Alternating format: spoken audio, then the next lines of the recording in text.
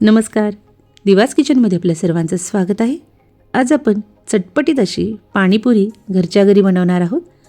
तर संपूर्ण व्हिडिओ तुम्ही पहा आणि दिवास किचन चॅनलला सबस्क्राइब केलं नसेल तर लवकरात लवकर सबस्क्राइब करा।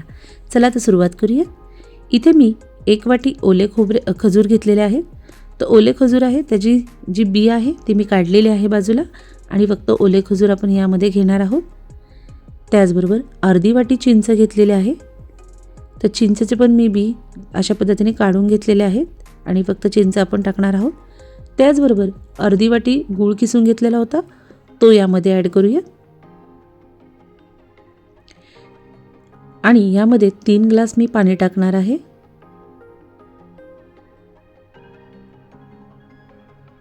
आता गॅस चालू करून घेऊयात आणि पातेलं गॅसवर ठेवल्यानंतर अगदी 3 ते 4 मिनिटं आपण हे शिजू देणार आहोत।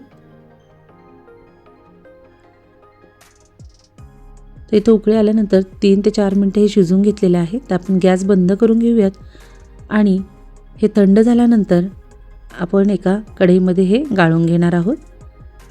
तर इथे कढई ठेवलेली आहे, यामध्ये पुरणाची चाळण ठेवलेली आहे। यामध्ये थोडं थोडं करून मी हे गाळून घेणार आहे मिश्रण। तर खजूर चिंच छान असं वाटीच्या साहाय्याने मॅश करून घ्यायचं आहे। मस्त गोड आंबट तिखट असं आपण हे पाणी तयार करणार आहोत। तर अशा पद्धतीने हा जो एक्स्ट्राचा आहे ते आपण वेस्ट करून फेकून टाकणार आहोत आणि बघू शकता सुंदर असं हे पाणी आपण गाळून घेतलेलं आहे। एक्स्ट्राचं जे पाणी आहे यामध्ये टाकून घेऊयात। हे पाणी फ्रीजमध्ये भरपूर दिवस टिकू शकतं। जर तुम्हाला आणखीन पाणी लागत असेल तर तुम्ही यामध्ये वाढवू शकता, पण गरम पाणी करूनच यामध्ये ॲड करा। त्यानंतर यामध्ये 1/4 स्पून काळा मीठ, त्याचबरोबर अर्धा चम्मच मी लाल तिखट टाकलेलं आहे आणि मस्त मिक्स करून घेऊन नंतर फ्रीजमध्ये आपण थंड होण्यासाठी हे पाणी ठेवून देऊयात। तोपर्यंत तिखट चटणी आपण तयार करणार आहोत, म्हणजे तिखट पाणी तयार करणार आहोत। तर इथे अर्धी वाटी पुदिना, 1 इंच अद्रक घेतलेला आहे, 9 ते 10 हिरवी मिरची घेतलेली आहे, थोडीशी कोथिंबीर घेतलेली आहे।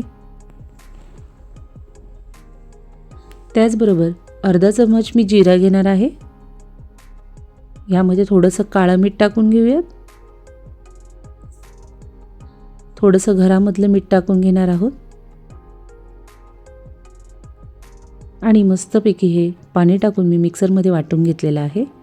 तर एक पातेलं घेऊयात, त्यावर परत एकदा पुरणाची चाळण घेणार आहोत आणि जे तयार केलेली जी चटणी आहे ती थोडंसं पाणी टाकून आपण थोडं पाणी टाकून आपण हे गाळून घ्यायचे आहे। तर शक्यता थंड पाण्याचाच इथे वापर करा।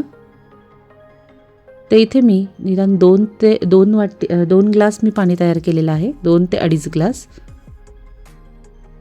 तर चमच्याच्या साहाय्याने छान असं हे गाळून घ्यायचं आहे। हे पहा, आणि जे हे एक्स्ट्राच आहे हे आपण फेकून देणार आहोत आणि खाली पाहू शकता छान असं हे पुदिन्याचं पाणी आपलं तयार झालेलं आहे, म्हणजे पाणीपुरीचं तिखट पाणी। तरी पण 100 पुऱ्यांसाठी आपण ही पाणीपुरी तयार करता पाणी आणि रगडा तयार करणार आहोत। तर इथं थोडंसं पाणी मी ॲड केलेलं आहे, त्यात काळं मीठ थोडंसं ॲड केलेलं आहे आणि अर्धा चम्मच चाट मसाला टाकलेला आहे, थोडंसं घरातलं मीठ पण टाकलेलं आहे। इथे 1 लिंबाचा रस मी पिळून घेणार आहे।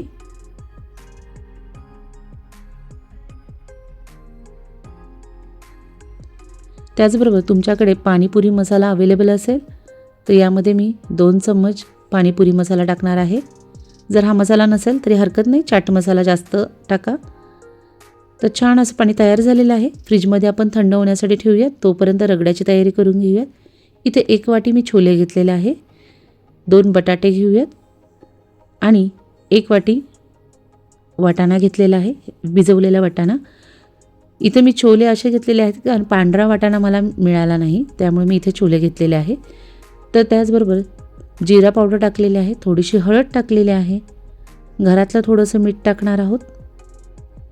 त्याचबरोबर काळी मिरी पावडर 1/4 स्पून टाकणार आहे आणि यामध्ये काळं मीठ आहे ते थोडंसं टाकून घेऊन 1 चम्मच तेल टाकणार आहे आणि कुकरला झाकण लावून 3 शिट्टी आपण घेऊयात। तर इथे पाहू शकता हे थंड झाल्यानंतर छान असं हे मॅश करून घ्यायचं आहे. अशा पद्धतीने थोडंसं अजून काळं मीठ आपण यामध्ये टाकणार आहोत. घरातलं थोडंसं मीठ टाकणार आहोत आणि मिक्स करून घेणार आहे. आणि पुन्हा एकदा आपण हे गॅसवर गरम करून घेणार आहोत.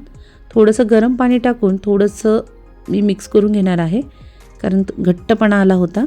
तर यामध्ये थोडीशी कोथिंबीर टाकून उकळी आल्यानंतर आपण गॅस बंद करून घेणार आहोत.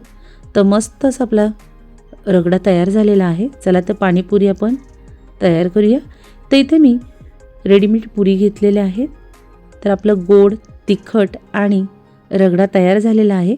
तर पुरीला मध्यभागी होल करून यामध्ये मस्तपैकी गरम गरम रगडा आपण भरून घेऊया.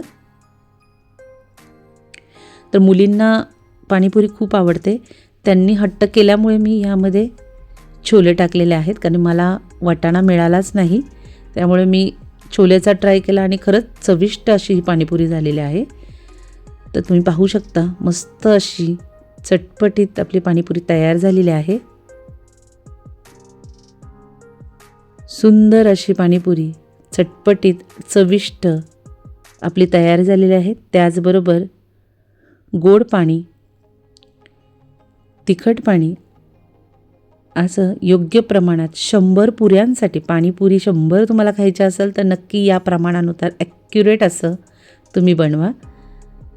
अगदी घरच्या घरी ताजी, स्वच्छ, चविष्ट अशी पाणीपुरी नक्की तुम्ही घरी ट्राय करा. आणि अशाच नवीन रेसिपीज पाहण्यासाठी दिवास किचनला लाईक करा, शेअर करा, सबस्क्राईब करा आणि बेल आयकॉनवर क्लिक करा. थँक्यू.